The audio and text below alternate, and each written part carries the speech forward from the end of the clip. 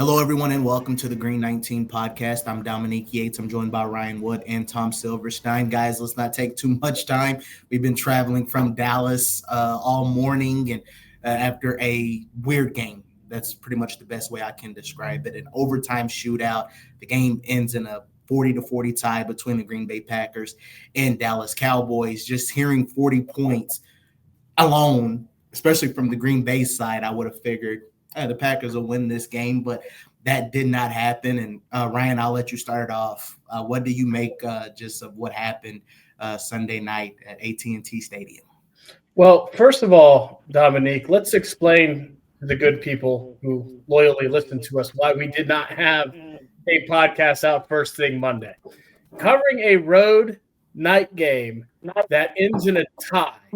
That means it takes all 10 minutes after the 60 minutes of regulation, all 10 minutes of overtime, is one of the roughest things you can do. We didn't get back to the hotel last night until 3 a.m. and had the morning flight. So at some point, at Spoon, I think it was you, at some point someone had a thought of, let's do this when we get back to Green Bay. So here we are. 40 points.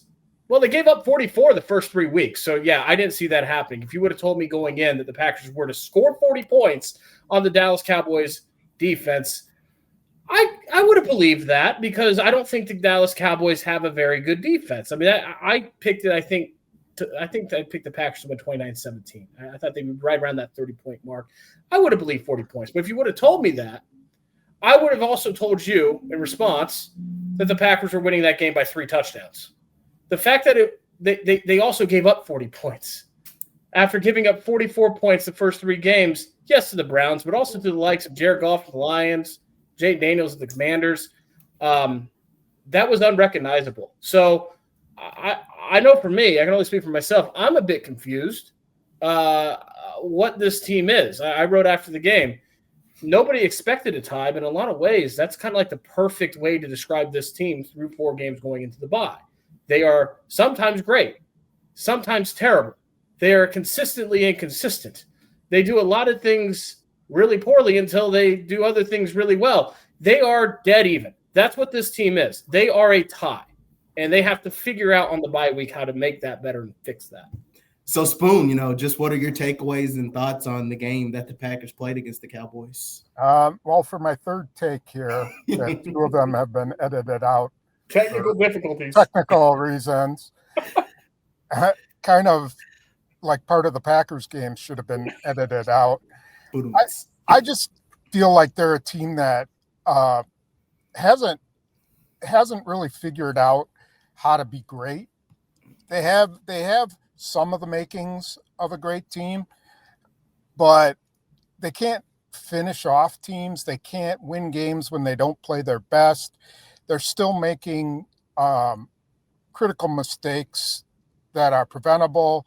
They're still playing. I think they're playing like a team that thinks it's going to win a wild card and, have to play on the road. They're not in that mentality of, beating every person that challenges you because you are the team to beat. They don't play like that.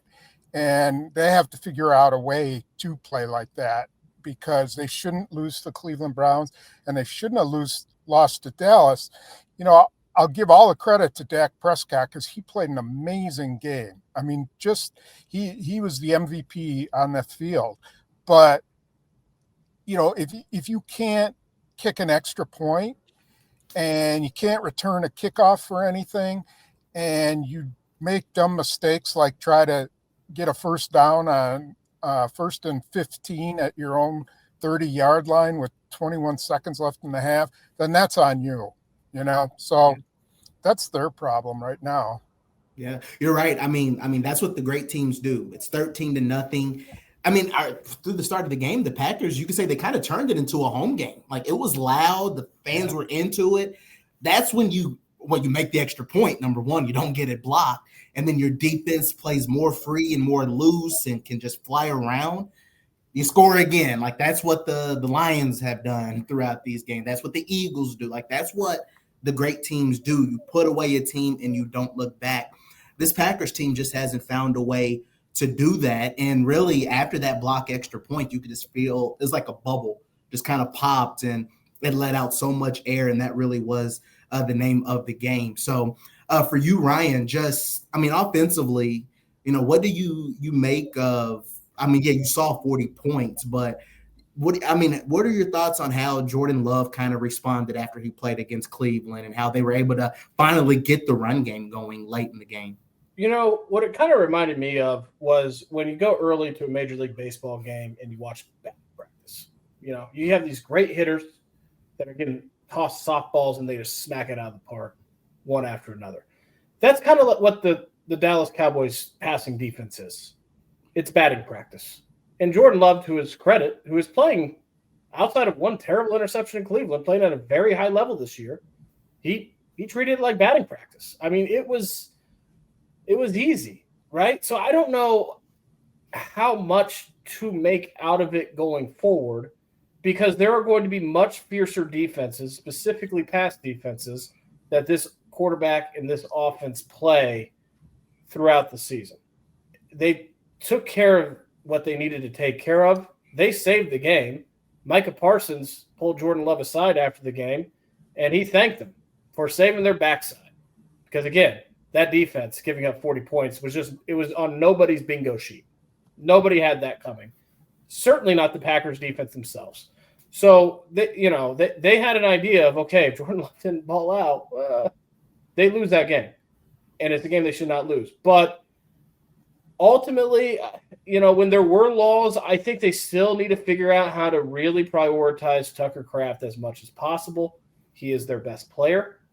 He needs to be not just a focal point every week. He needs to be a focal point every drive. It's just different when he touches the football. And their best drives seem to involve Tucker Kraft. Figure out how to maximize him for all he's worth, especially until Christian Watson and Jaden Reed come back later in the season. That's something there. The bye week's coming at a good time for a lot of reasons, but the most obvious is because they need their offensive line to get healthy. And certainly that would have mattered potentially, although it was Rasheed Walker that gave up the sack fumble to James Houston. That could have mattered on a number of plays. But I don't know. I think Jordan Love's playing at a really high level. I also think that he took batting practice against the Dallas Cowboys. Yeah. Spoon, for you, just when you saw the offense as a whole for the offensive line, first half it was rough. Second half, some of the guys in particular, like Jordan Morgan, Darian Kennard, it seemed like they settled in a little bit better. And then obviously, Romeo Doubs has the hat trick. They got the running game going.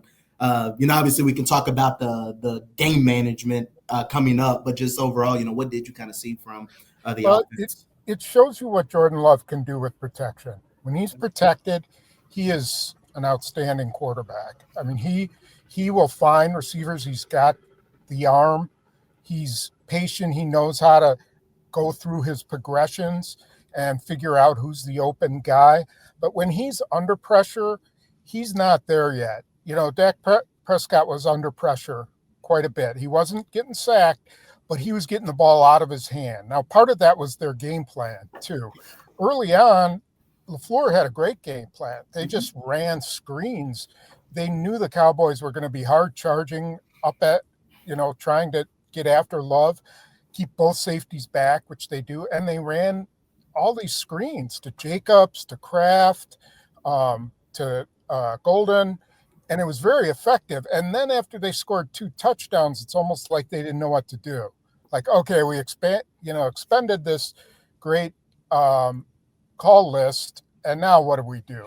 Mm-hmm. And you have to, after you've shown a team, your initial game plan, then you've got to be able to just settle down and play really good football. And they couldn't. The offensive line is just it's just too inconsistent. If they could ever get the protection he got against Detroit and against Washington, they could be a really dangerous offense. But until they get those guys back, and I don't know what it says that they can't plug in some guys and still be able to be halfway decent. I agree with you, Dom. I think in the second half they settled down a little bit and they were able to create some holes. But I think, Dallas's defense got tired, as did the Packers defense. And if Love's going to be successful, you got to protect him. Yeah. He's just one of those guys who's going to be so much better. Rodgers was really good when teams blitzed him. He saw it coming from everywhere. He just knew what was coming, and they stopped. And I'm not sure Love is there yet where he can punish teams for coming at him that aggressively. I think he will be at some point, but he's not there right now. Yeah.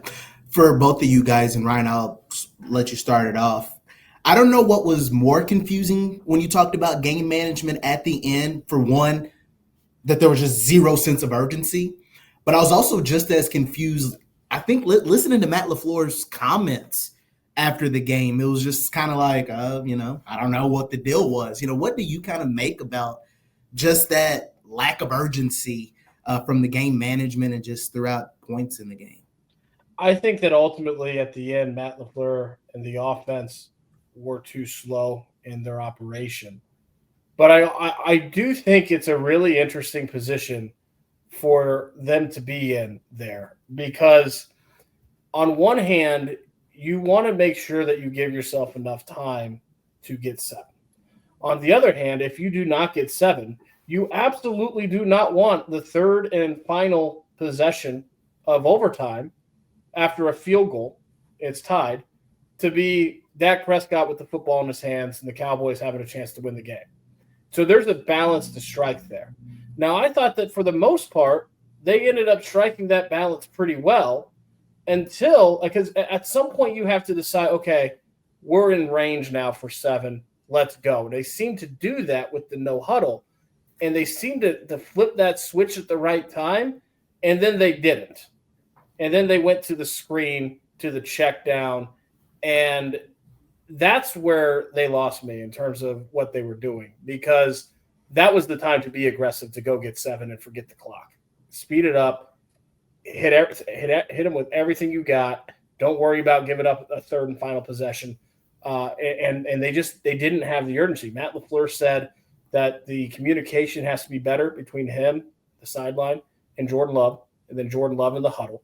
So there were issues going on there. We don't know exactly what they were, but they lacked the urgency at the end to go win. They're very lucky that pass to Matthew Golden, the football did not bounce up in the air, and that because they had 1 second left. They're very lucky they did not lose the game outright on that final play, and that they had that final second for a field goal to actually tie. Now, I get the predicament. But at the end of the day, when you get in position as they did, and the time was initially not a factor at that moment, you have to go get 7. They didn't have the urgency there. Yeah. Spoon, just, what were your thoughts on that? Well, so I understood what LaFleur was saying. I didn't buy into his how he was sort of laying the blame. I think in that situation, the quarterback has got to be the guy who gets everybody to the line. Get up to the line. It doesn't matter, if they get up there early and there's still some time to burn, then he just sits there, and lets the clock get down. He should be drilled by a coach of how long one play from what yard line were they on, the 12, I think? Around there, yeah. How long does a pass into the end zone from the 12 take? 6 seconds, maybe 7. He's seeing the clock, and I think he did get it off. I think he had the presence of mind to get rid of it, and knew what the clock was, but it got just too close, and it wasn't. I don't know if everybody was ready, so I think they got to drill that. Everybody up to the line. Doesn't matter if you're going to snap it right away or not. Get up to the line and let Love make the calls, which he did. You could see him, he's signaling and everything. But I didn't see someone going, get up to the line, get up to the line right after the Emmanuel Wilson catch. So I think some of that's on Love, and I think some of it too is just confusion from the coaching staff on what exactly they were supposed to do there. Yeah. And now we can touch on defense very quickly as well, because again, it adds to the game and how weird it was. Just the entire game, the way it played out just felt so weird. And just to kind of see the defense and just some of the drives that Dallas was able to sustain. It's like the Cowboys, I mean, they've scored a lot of points this season. Like, they are a solid offense, but even without CeeDee Lamb, it was weird. So, Ryan, for you, I mean, I don't know where you can start, the run defense or at times the pass rush or the secondary. I don't know. What did you kind of see from that Packers defense? Well, I think a couple things were going on there. I asked Micah Parsons after the game, like, look, first 25 minutes, you guys gave up nothing. And then it just totally flipped the other way, where you needed a Christmas miracle to get off the field. Why was that? And I think that it is a fair point to say that kind of did reflect Devontae Wyatt going out with the knee injury. That Devontae Wyatt, first 3 games, if he could put that together for a 17-game season, he's playing at a Pro Bowl level. I mean, that's the type of defensive tackle play that he's playing at, and the Packers recognize that. Micah Parsons recognizes that, so that Devontae Wyatt's a dominant player inside. He has been.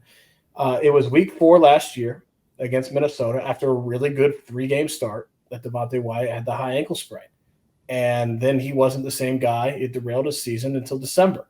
The Packers sure need to not have that repeat. They need Devontae Wyatt to rest up over the bye week, get him back, if not for Cincinnati, then at least for Arizona, get him back soon, because he is a very important piece to that defense. It's very obvious watching him the first 3 games healthy. Heck, even early against Dallas before the injury, why Brian Gutekunst is like, okay, Kenny Clark for Micah Parsons, we have Devontae Wyatt. We're good. That's the type of player he's becoming right now. With that said, you cannot put all of that on an injury. The Cowboys didn't have CeeDee Lamb. Not playing a game without some of your best players is literally part of this league. That happens every single week, and for most teams, right? It's very rare you see a lot of continuity when it comes to health.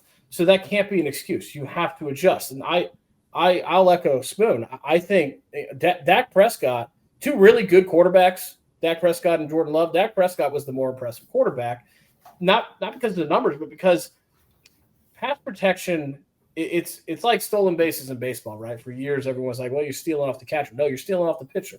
Pass protection is not on the offensive line. It's on the quarterback. The quarterback makes pass protection. Do you have a quick release? Do you get rid of the football? Can you read and diagnose the field and operate very quickly in and out of the pocket? Dak Prescott put on a master class of that, and it certainly stymied this Packers pass rush. And you better believe that teams, starting with the Bengals, with Jake Browning, on to Kyler Murray, on to, hey, Aaron Rodgers. I mean, when they go to Pittsburgh, you think that Aaron Rodgers might be looking to get rid of the ball really, really fast, which is something that he's at times been loath to do in the past, but has also shown that he can do that at a very high level when he needs to. Like, that is going to be Aaron Rodgers' game plan against this Packers defense, is catch and release as quick as possible. He can do that.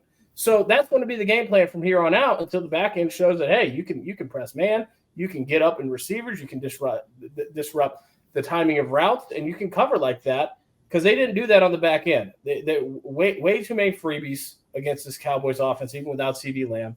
I thought Dak Prescott put on an absolute masterclass of slowing down the pass rush. Yeah. Spoon, just any thoughts to add on to defensively? Yeah, I have quite a few thoughts on it.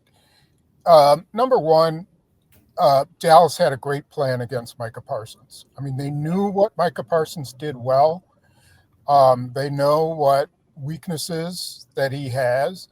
They knew how to, when to put a tight end over him, when to chip him with the back, when to double him. They mixed it up quite a bit. And then they ran, certain plays off of that protection. So it was a really good job by Brian Schottenheimer. Their knowledge of Micah Parsons was really helpful.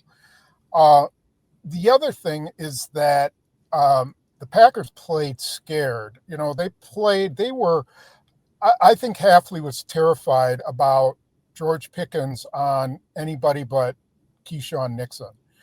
And it sort of proved to be accurate. Any kind of speed against Hobbs or Valentine is dangerous. And if he was going to blitz, he was going to put those guys on an island. And I think he was terrified to do that. I think he also, it was sort of a double-edged sword. Those guys were playing like 10, 12 yards off the receiver because they were so worried about getting beat deep. And then Dallas goes to that quick game, and they're just, they're hitting them wide receivers on, 10-yard hitches, and they're moving the ball like it's nothing. I think they had a good game plan, and I think Hafley had no answer. He has to figure out, what can he do in those situations to protect his corners, but also get some heat on the quarterback. If four-man rush isn't working, then I don't know. Then you've got to figure out a way to flood zones. Maybe you drop 8 instead of 7 and let Dak sit back there. But he just didn't come up with anything that shook up that rhythm that they had. And as long as they were blocking Micah Parsons, nobody else was getting to him. The other thing that they did, and this was smart, there were a handful of times, 3 or 4 times, when they took advantage of Micah Parsons' aggressive mentality as a passer, and they ran it at him. And Micah Parsons took an inside speed rush, and there's no contain there. They seem to have this knack of picking when to do that. And it's not like they didn't shut down Micah Parsons. He played 48 snaps. He had 8 pressures, had potentially a game-saving 0-yard sack there on the near the goal line in overtime, chasing down Dak Prescott. He had his moments, but you threw him off just enough. And then with all those double teams and chips, the surprising part of that, and a lot of this I think is about the off coverage, not giving time to get home. But with the amount of attention that Micah Parsons was getting, Jeff Hafley said during the week, if he gets that kind of attention, you're going to see huge games from Rashawn Gary. You're going to see huge games from Lucas Van Ness. And those guys, Edgerrin Cooper, those guys, they didn't have an impact. And when Micah Parsons is drawing that much attention, those guys have to have an impact. They didn't. Yeah, and there's just a lot of missed tackles, even from Edgerrin Cooper. I mean, I've never seen him since he's been with the Packers miss that many tackles. I think that was something that was just, again, it was just kind of a bizarre thing more than anything, just to see. I mean, the defense started strong, and then, like I said, there were a lot of adjustments made from the Cowboys, and they just did not know how to counter it. So, again, that was something that stood out. What about what Matt LaFleur said? I asked him the same question I asked Micah Parsons about. 25 minutes, you gave up nothing, and then you couldn't stop giving up everything. And to his, this is a fair response. Matt LaFleur said that he needed to really dig into the defensive film this week because he is the offensive play caller. So when the defense is on the field, he's getting ready for the next drive. But he said, without even looking into the film, too many missed tackles. And he said, somehow, some way, someone needs to generate a takeaway. For as good as this Packers defense had been for, we'll call it, 3.5 games this season, they are not getting the football. They are not generating takeaways. That has to change because that is where you don't just hold a team off the board, which is the most important thing, but you change games with those kind of plays, and they've been lacking. They've been missing. Yeah. I guess as we can start to wrap things up a little bit, I guess it's interesting because it'll be interesting to see what happens as the games continually go along because, offensively, there's been some bright moments. Defensively, like Ryan just kind of said, 3.5 games rather of good moments. Special teams, just no. Simply no. There's nowhere how else to put it. Like it has just been just like atrocious at times. And this is something that really stood out to me, and I guess it kind of sums up the Packers on special teams. I'll look at the Cleveland Browns. Week 1 against the Bengals, 2 missed kicks. Week 2 against the Ravens, blocked punt. Week 3 against the Packers, the Browns were good on special teams. Made a game-winning field goal, blocked it, had good coverage, etc. Then a week later against the Detroit Lions, the Browns give up a punt return for a touchdown. So if that isn't a red flag, at least in my opinion, I don't know what is. There's been penalties. There's been the inconsistencies. Like, I know you're throwing rookies into the return game with Savion Williams and Matthew Golden. But yeah, I mean, that's a problem. Someone needs to be telling these guys the kickoff rules, when to fair catch, when to run it, and beyond. Spoon, just go. Yeah, I mean, well, that's Bisaccia's decision to do that. Now, of course, they don't want to tax Keyshawn Nixon too much, but why in heaven's name was he not on the field on the kickoff return on the very last kick return? I just cannot fathom that. Great point. You put a rookie back there in overtime. We saw him change and go to Romeo Doubs. Why wouldn't you throw Nixon back there? I wish I could have asked LaFleur. I wish there were time to have asked him, but that's like a no-brainer. You need a 40-yard return there. And, Savion Williams was struggling with whether to take the ball out or not. And, Keyshawn Nixon would have taken the ball out no matter what. Mm-hmm. And he was going to try to make a big play. So I don't understand that. I don't understand how a week after you had a field goal blocked on the last play, on your second kick of the day, you have a guy walk right through the gut, hardly even blocked, and probably could have blocked it with his chest. He was so far into the backfield. I don't know how that happens. I read in your story, Dom, that he went between Musgrave and Brant Banks, but those are not inexperienced guys. Brant Banks was on the protection team in week 1. He wasn't active in week 2, but here he is back on it. So it's not like he hadn't had snaps in that situation. After that, they were pretty good on the block team, but you just don't see them making any plays, and they don't force any plays. They don't. And another thing that I thought about too, as far as with special teams, they just they're just hurting the Packers. Especially you looked at how the defense was playing in that fourth quarter. After Jordan Love throws the third touchdown to Romeo Doubs, what was it, 34-30 or something like that? They give up a 46-yard return, and then in 4 plays, the Cowboys score.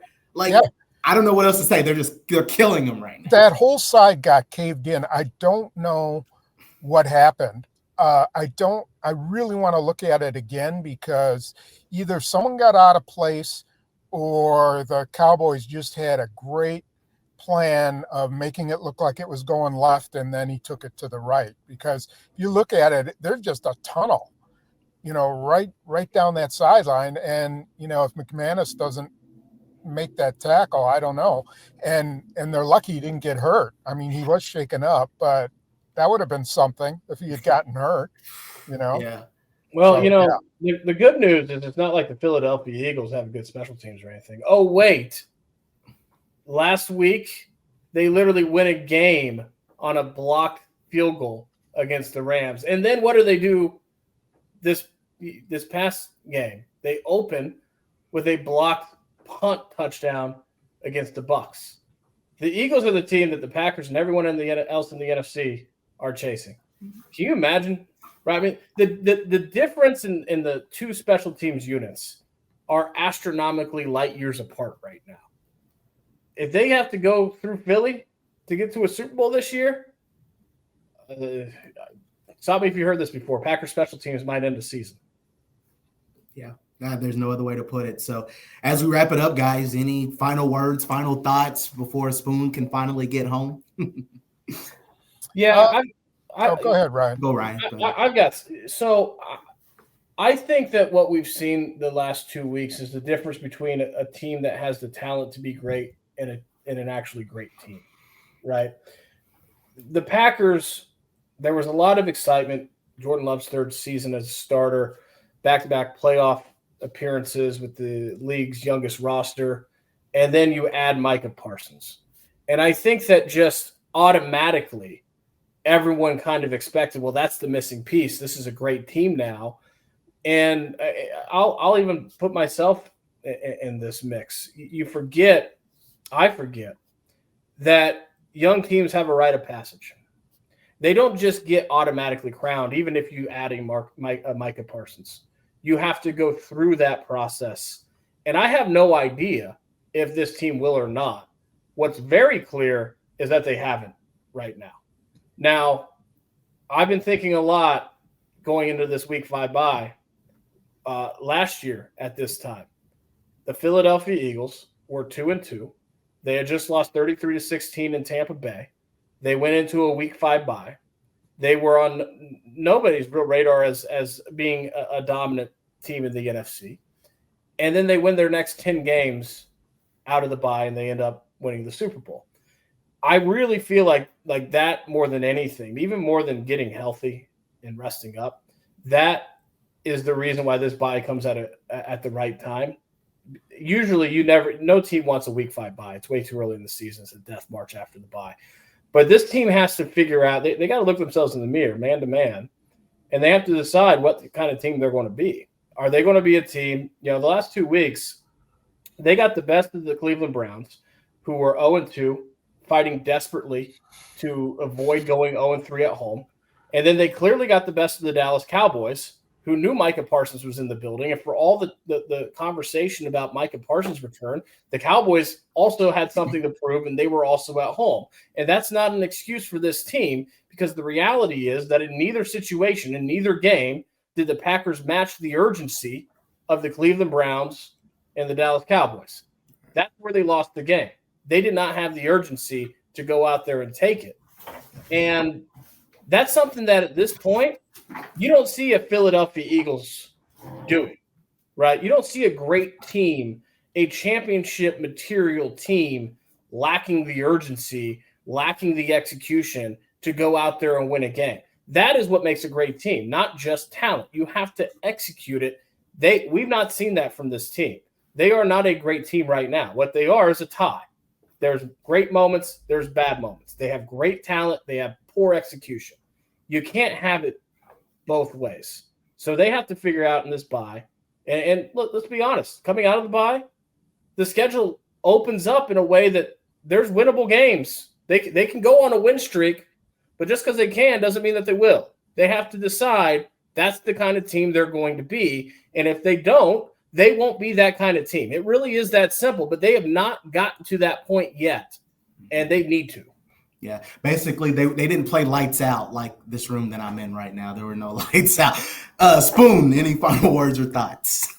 Yeah, just, to piggyback on the special teams discussion we had, I remember back, it was like 1994, something like that. Mike Holmgren's special teams coach was really embattled. And now he was younger and not at nearing the end of his career like Bisaccia is, but Holmgren decided that every single assistant coach was going to be involved in special teams, in coaching special teams. So he had every assistant monitoring and making sure everyone was doing their techniques. So he had the defensive line coach out there, helping to rush. He had the offensive line coach helping to block. He had the wide receivers coaches, helping with returns. I don't think in that case there was no stone unturned in how they were coaching their guys. And regardless of whether it's Bisaccia's fault or not, you got to do something. You have to do something to make them better. And just thinking, oh, well, they're going to get better because Rich Bisaccia's a veteran and he's been there.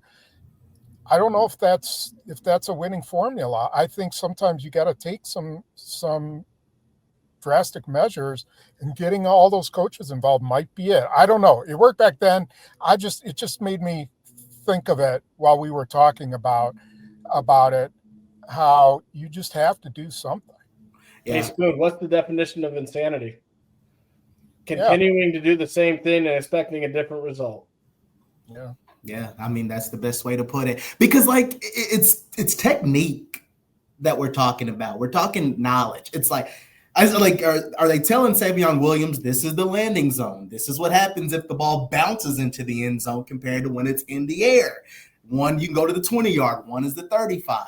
Telling Matthew Golden, if defenders are coming at you, don't try to make a spin move. It's just so many little things that, again, they just got to get corrected. They need to be teaching it. So I don't know. Blocking the inside man on an extra point attempt. Yeah, I mean, your protection, you got to have a wall. You can't go up. You got to stay low. Maybe I should just be coaching. No, I shouldn't. I'm not going to get that far. But I couldn't play it, but at least I know the rules and the regulations and how you need to have good leverage. So I just wouldn't be able to execute it. But, oh, well. So, guys, thank you all, though. Really do appreciate it. And, we'll hear from Matt LaFleur this week. But it is the bye week. So, again, they'll have time to get healthy and see what happens as they get ready for the Bengals without Joe Burrow and much more throughout this season. So, guys, again, I do appreciate it. Get a little bit of rest. And we thank each and every one of you for checking out the Green 19 podcast. For Ryan Wood, Tom Silverstein, I'm Dominique Yates.